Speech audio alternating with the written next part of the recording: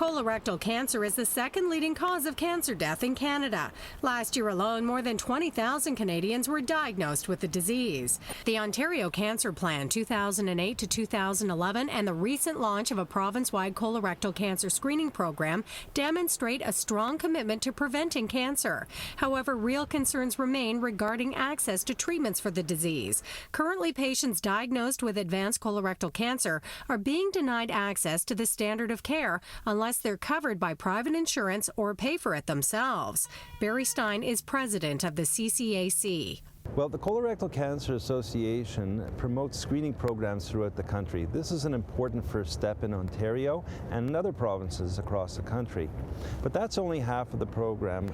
The other half of the program is that we promote timely access to effective treatment. The CCAC has launched a public awareness campaign directed at members of provincial governments across the country and encourages all Canadians to get involved and join the fight for equal access to treatment by writing to their provincial MPPs and MLAs at colorectal-cancer.ca.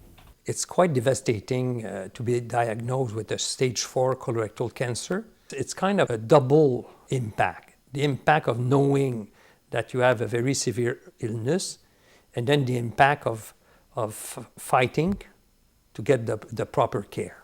Despite being hailed as a standard of care for patients with advanced colorectal cancer, when combined with chemotherapy, Avastin is only publicly funded in British Columbia, Saskatchewan, Quebec, and Newfoundland, leaving the majority of Canadians without access.